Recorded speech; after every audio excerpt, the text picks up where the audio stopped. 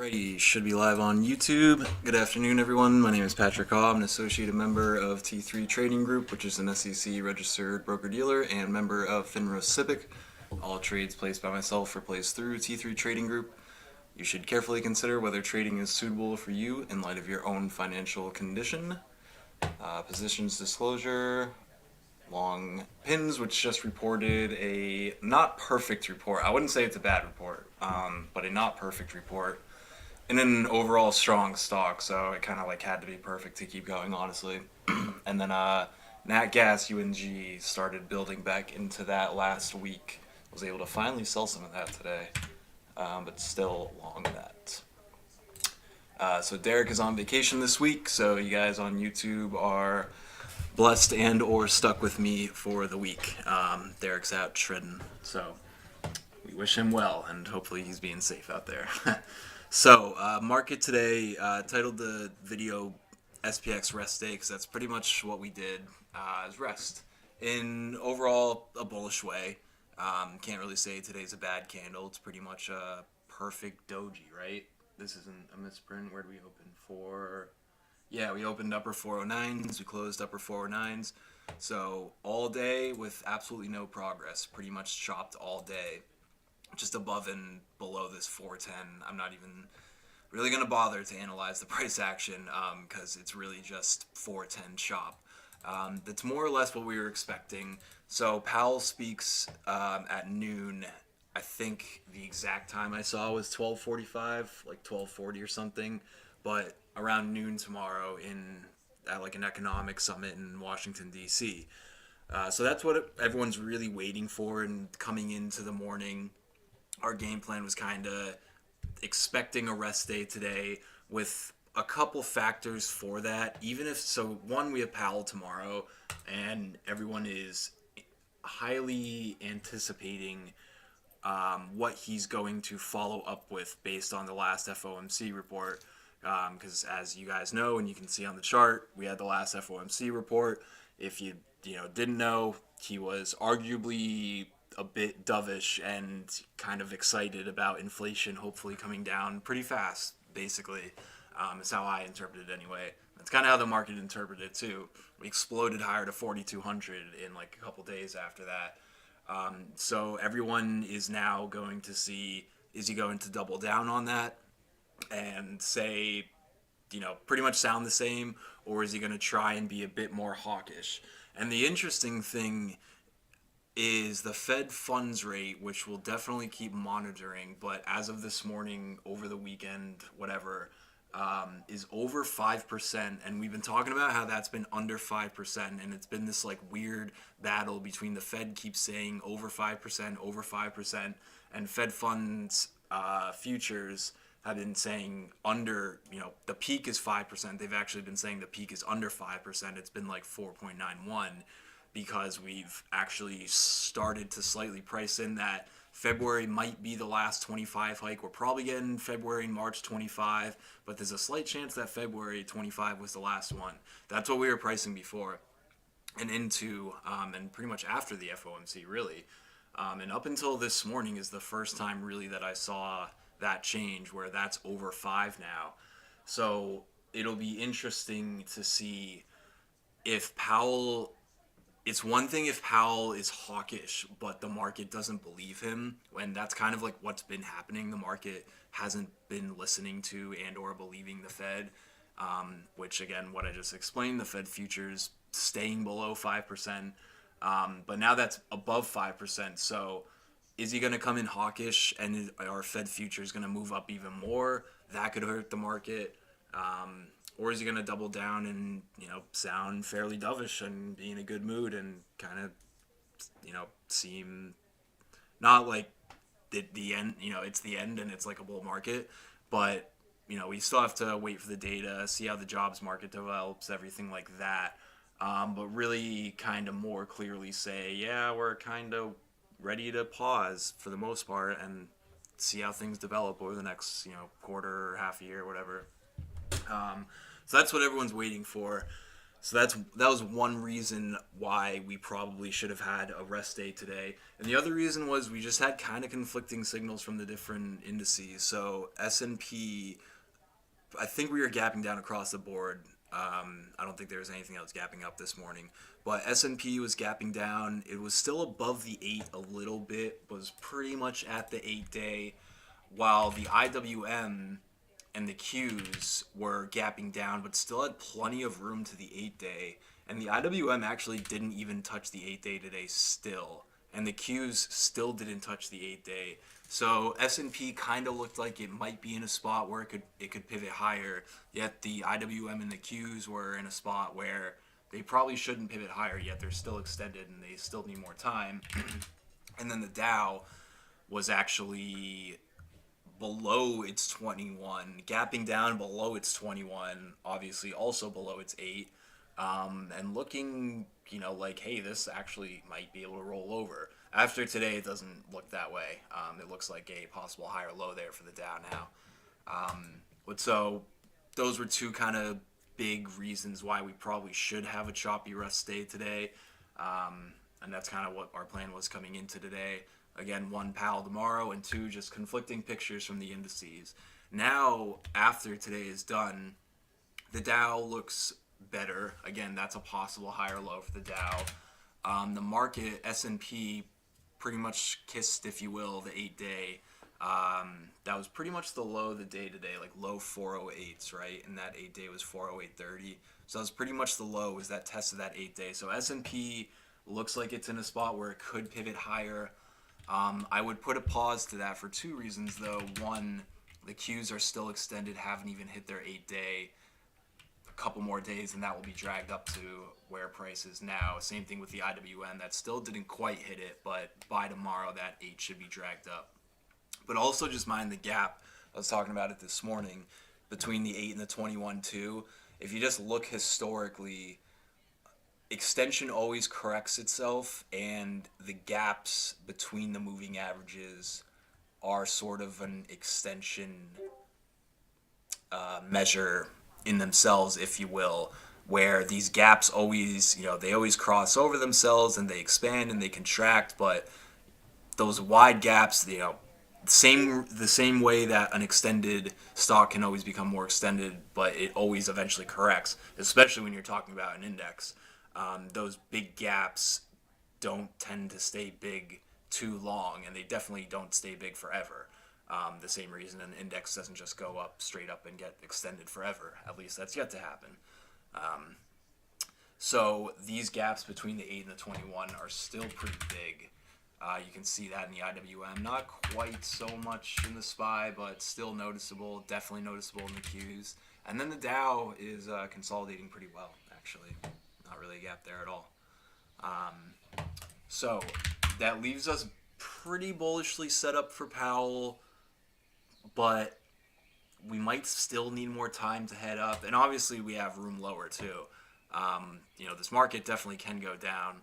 Forever it was the bear market where we couldn't really bounce, and the way we've been trading really since those lows of 3,800, every dip just keeps getting eaten up. Whether it's a bad earnings report or bad guidance or bad news or anything to make anything go down, it just gets bought right back up. That's the way we've been trading for the last month or so. So the trend is your friend. The trend is up for now, for sure. Stick with that. But we'll see how we handle Powell. Other than that, today was, again, pretty slow. There were some names what did we look at this morning? Let me just look at the list from this morning real quick. We looked at, Tesla for momentum. That kind of, I don't know, it's not too much to go through, really, even for individual names. Tesla had a little momentum off the open.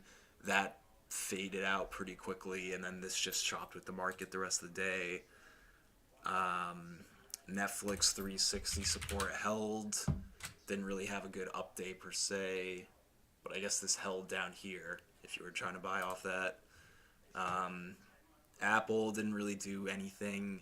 I guess the one thing we did do okay, and I think some of you guys did catch some of these shorts, was just these AI names were still in play. So for a day where, this is why trading stocks can be good. for a day where the market, the S&P, is doing pretty much absolutely nothing, you still get movement in individual names.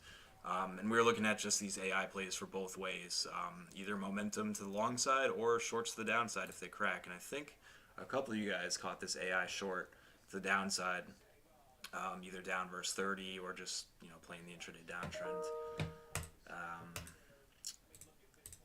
And then Bed Bath & Beyond doubled today for no reason other than I think everyone was a little bored. So hey, let's double Bed Bath & Beyond today. And I think that's really pretty much it from today.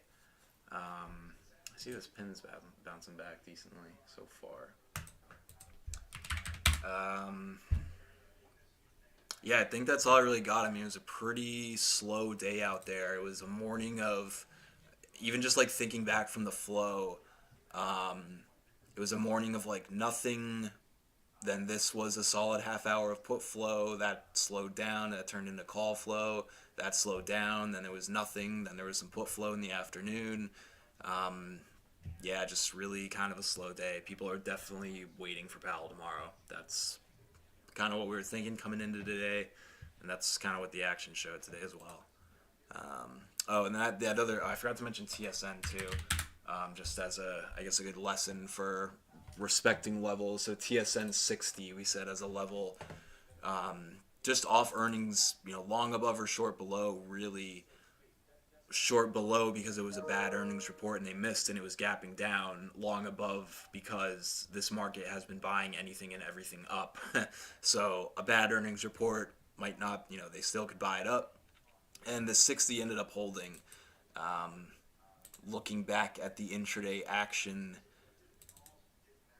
the signals really aren't great here. I think you kind of just had to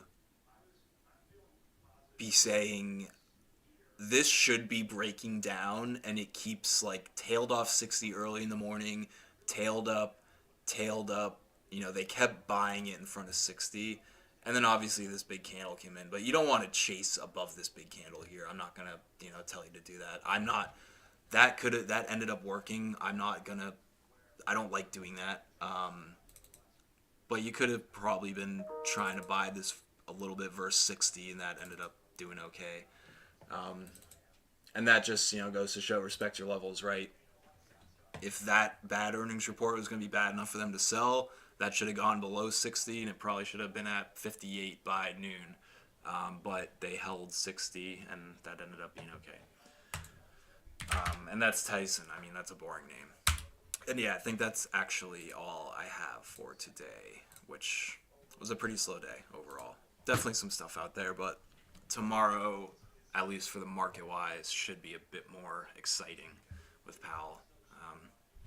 Yeah, I think that's all I got. So happy to take a look at any questions, comments that you guys got. Let me just pull up the YouTube as well.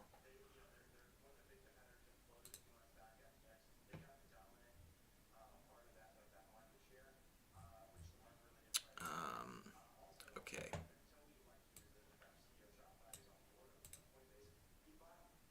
Let me look at Feeling Bullish's funny picture. Kangaroo market, yep. Some micro scalping. I'm past micro scalping, Edward. I'm past it. I've done enough of making $100 5 times and then losing $500 one time. I've done enough of that. But Apple one and done, yeah. I mean, yeah, that worked for the post earnings for sure. It's funny. Good times. Is there a YouTube video that will be made available for? Yeah, I'm recording it on YouTube. It's on YouTube now, so same way Derek does, it automatically gets posted whenever I end it. I don't upload it to YouTube, so it's on YouTube. However long that takes, I know sometimes it can take a couple hours or something, but yeah, it should be on YouTube.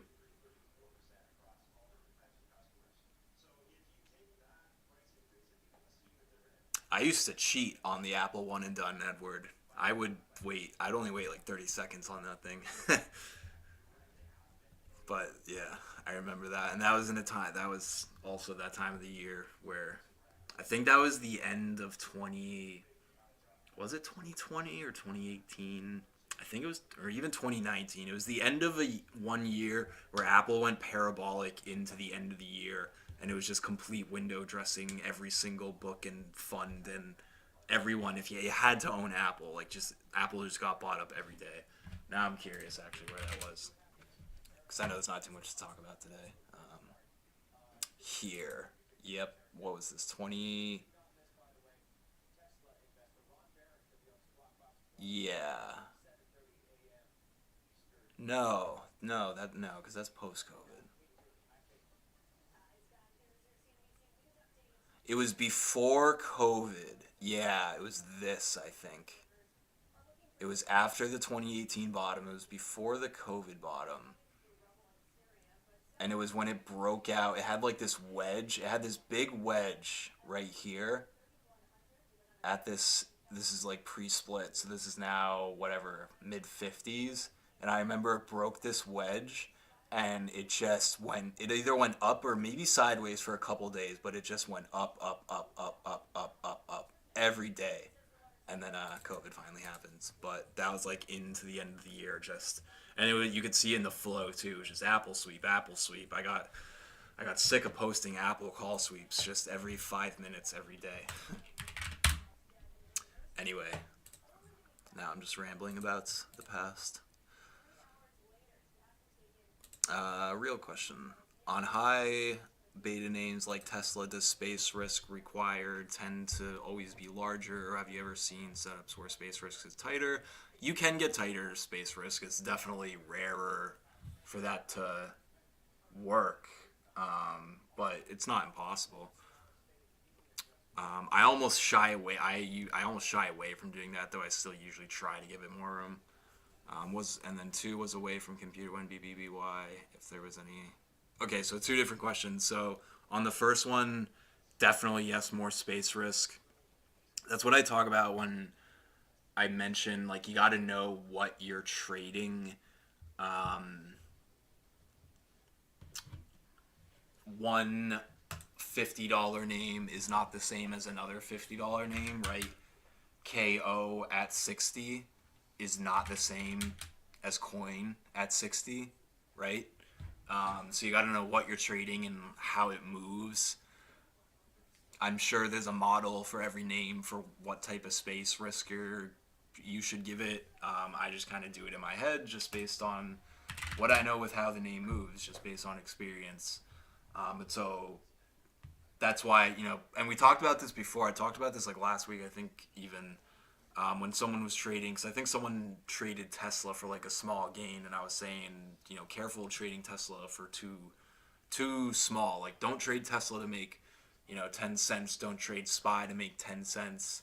You can trade Coke to make 10 cents. It's a pretty slow name. You should probably try to make more than that, but you know what I mean. Know what you're trading. So that's like the definition of beta, is basically your question. The higher the beta, the more it's going to move with the market. That's like pretty much literally the definition of beta.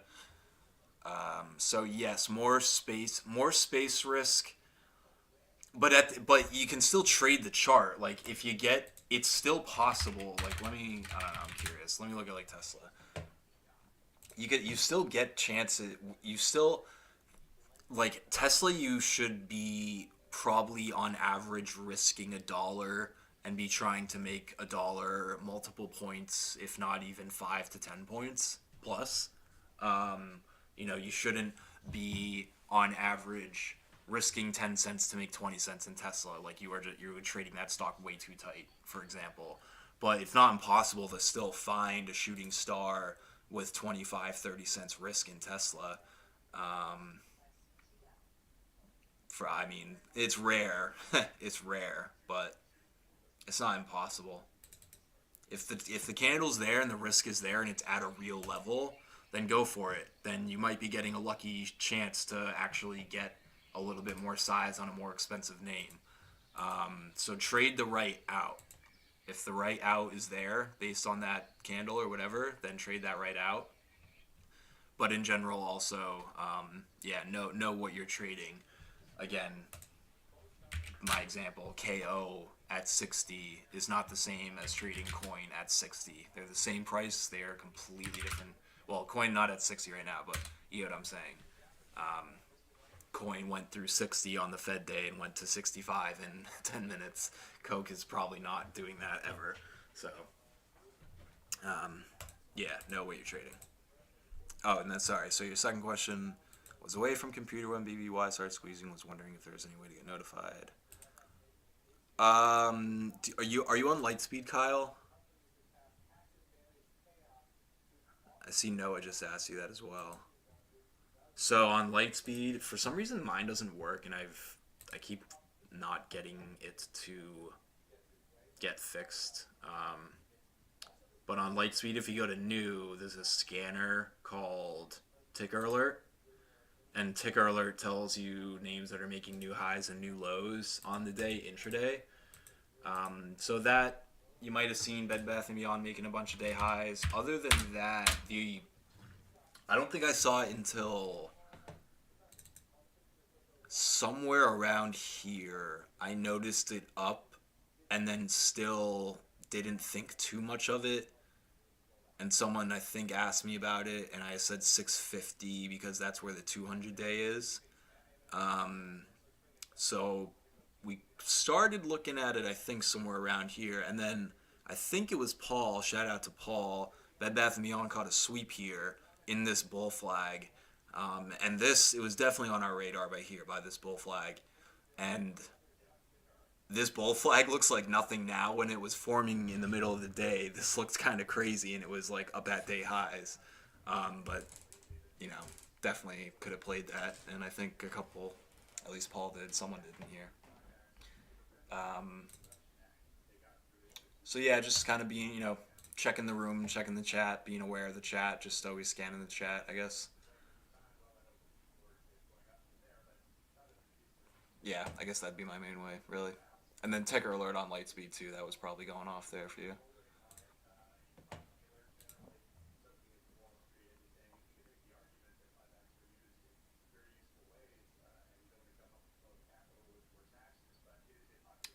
You can set up volume. Oh yeah, that's you guys talking.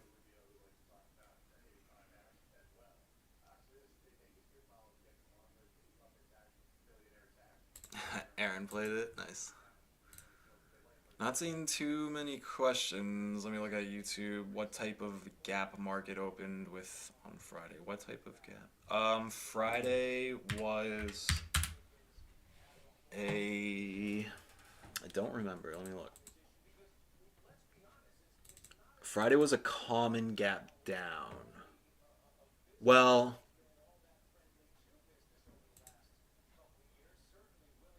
yeah. I mean, it was a common gap down. It was on fundamental news from Apple, Amazon, and Google, right? I believe that was the main reason we were gapping down. We were also just extended to the upside a bit, but a common gap down. So common gaps versus like gap and goes. This would just be a common gap into like a gap and go is where you gap over a resistance level. Friday was, as you can see, just a gap down into all this prior price congestion. So that gap filled, and then we ended up rolling over. But yeah, Friday was just a common gap down, although it was decently sized. One, because we were overcooked, and two, you had Apple, Amazon, and Microsoft all report, and I think they were all down. Sebastian, what's up, Sebastian? Hey, Pat, what do you think of being bullish today and trying to position for tomorrow? Don't hate it. I tried QQQ at 10 when they broke the inside 5, and then at 10:30 through 302.50. Didn't keep them as they didn't close great. What do you think of the trades and overall? Well, I'm sure you know, but the only thing I would say is even. I don't think the Q's hit it, right? 302. Yeah, so even the lows in Qs today are still 2 points away from its 8-day EMA. And I know that SPY's lows hit the 8-day, but I'm also keeping in mind how wide this gap has gotten between the 8 and 21. Again, it doesn't mean that you need to come down to the 21 or you need to break the 8. This could be the higher low pivot for sure, but more often than not, before you make a higher high, you need this 21 to catch up somehow, either through price or time. So this is actually a good example over here. This is a great example. So we had a big move up, very extended. We come down, test the 8-day. We hold the 8-day.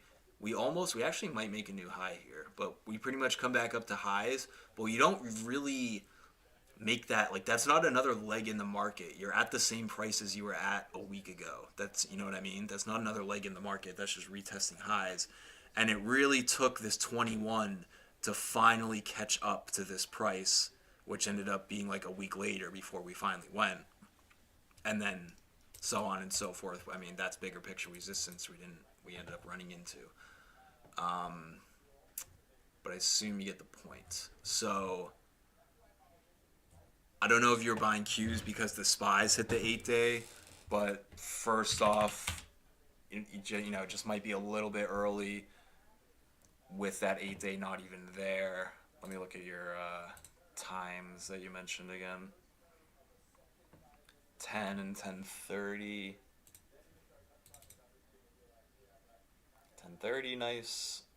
I remember looking at this at 10 and seeing this break up, and then I remember that.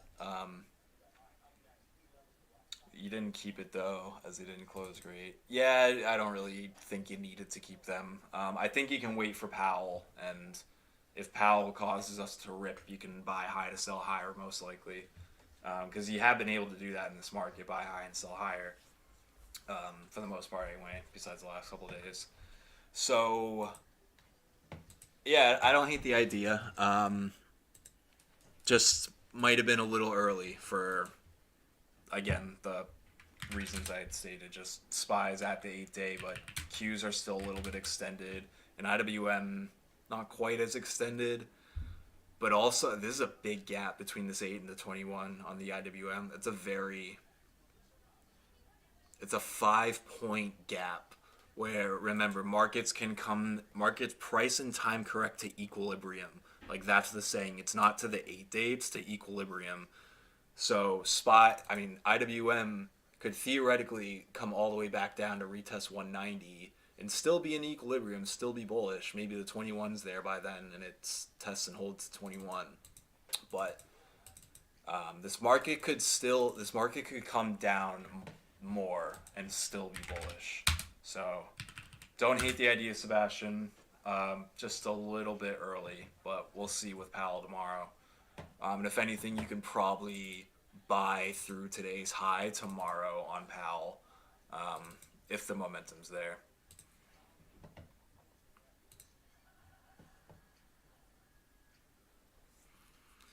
Dave, has anything stand out to you longer term about the longer term moving averages starting to slope upward? I deleted my 200 earlier. Let me add one real quick.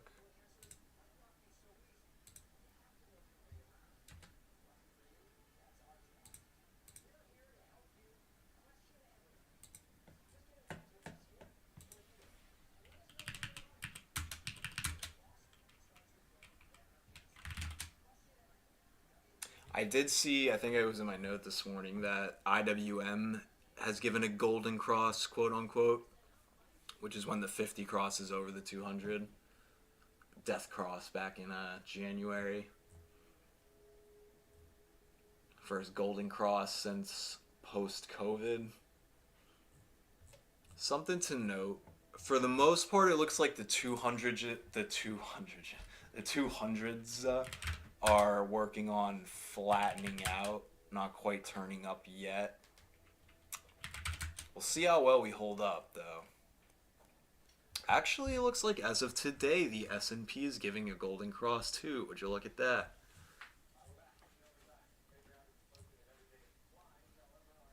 I would not be surprised if that's a big old CNBC headline. Golden Cross, bull market back.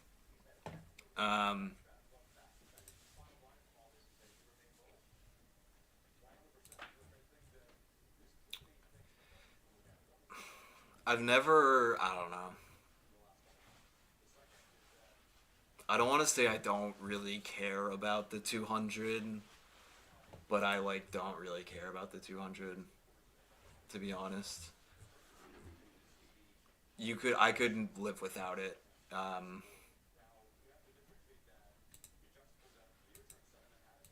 don't know. For me, it's just like been noise for me in the past.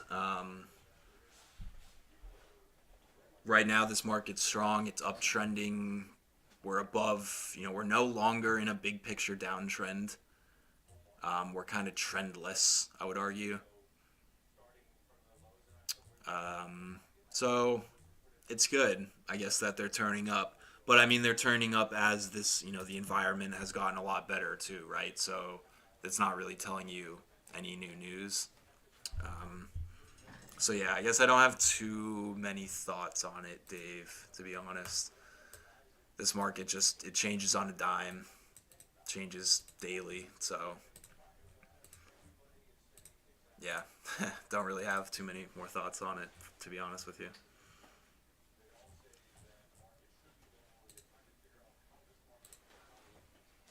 There it is. There it is. CNBC headline. Any other questions? Looks like I got through everything. It's a pretty slow day, so I don't have too much else really to say myself. But Powell tomorrow. Not a Fed day, but it is an anticipated speech, so should be good. Alrighty, and it looks like Pins is getting bought back up okay. Elliott should be buying the dip if he's still there. So we'll see. Alrighty, have a good night, everybody. See you tomorrow morning.